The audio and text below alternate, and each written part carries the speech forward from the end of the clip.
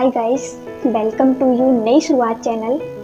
So friends, देखिए आज हम बात करते हैं स्वतंत्रता दिवस 15 अगस्त के बारे में और जानते हैं आज के कुछ खास रूल्स जिनका फॉलो करना देश के प्रत्येक नागरिक के लिए बेहद अनिवार्य है। और यदि कोई डियर फ्रेंड्स इसका नियम का उल्लंघन करता है या दोषी पाया जाता है तो उसे 3 साल की सजा के साथ कुछ आर्थिक जुर्माने का भी प्रावधान किया गया है। चलिए इन नियमों के बारे में जानते हैं।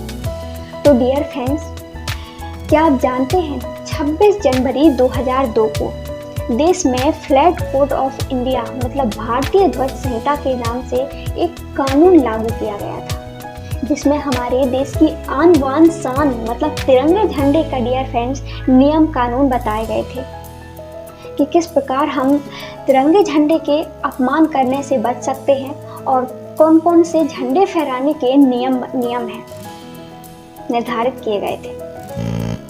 तो चलिए फ्रेंड्स जानते हैं इन नियमों के बारे में। देखिए, जो हमारे देश की आन बान शान है मतलब तिरंगा झंडा, ये हमेशा डियर फ्रेंड्स कॉटन, सिल्क या खादी का ही होना चाहिए।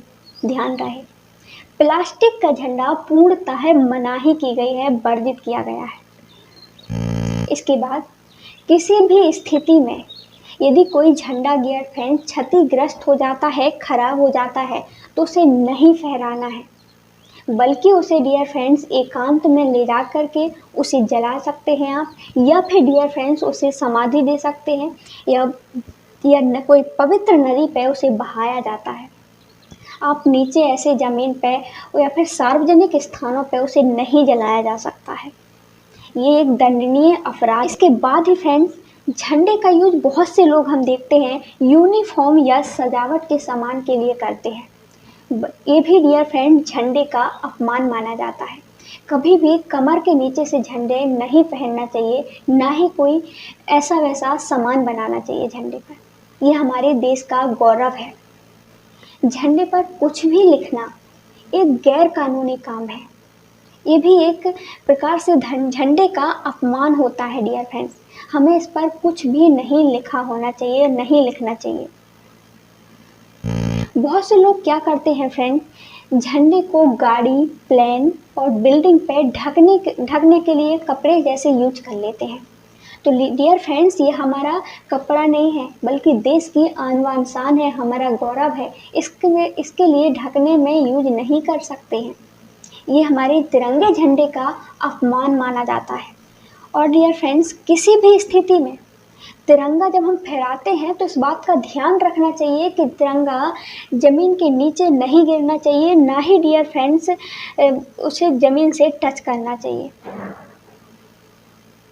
ये भी डियर फ्रेंड्स एक बहुत बड़ा अपराध माना जाता है।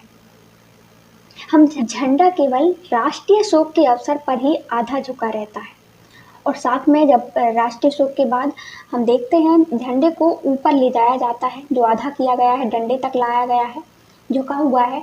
इसके बाद फिर उसे निकाल के रख दिया जाता है।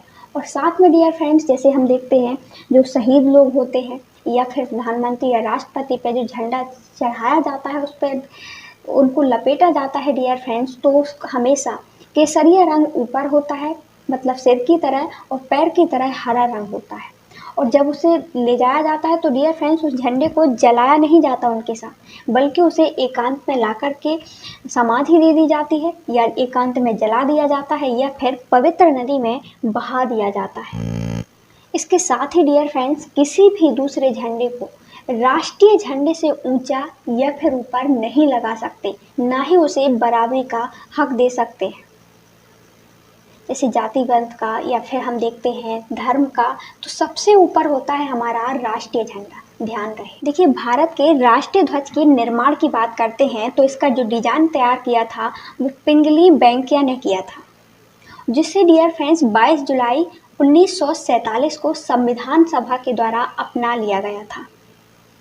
इसके साथ ही डियर फ्रेंड्स जो झंडा होता है वो हमेशा आयताकार में होना चाहिए, मतलब इसकी 3 अनुपात में लंबाई होना चाहिए और 3:2 में लंबाई और चौड़ाई होना चाहिए। 3 इनकी लंबाई और 2 इसका चौड़ाई होनी चाहिए। इसके साथ ही जो 24 तिल्लियों का एक चक्र होता है, चक्र लगाया जाता है इसके बीचों बीच, हम देखते हैं। इसके पहले जब 1947 में इस झंडे का डिज़ाइन अपनाया गया डियर फ्रेंड्स, इसके पहले इस चक्र नहीं हुआ करता था, बल्कि डियर फ्रेंड्स यहाँ पे एक चरखा हुआ करता था। ये चरखा 1931 में हुआ करता था।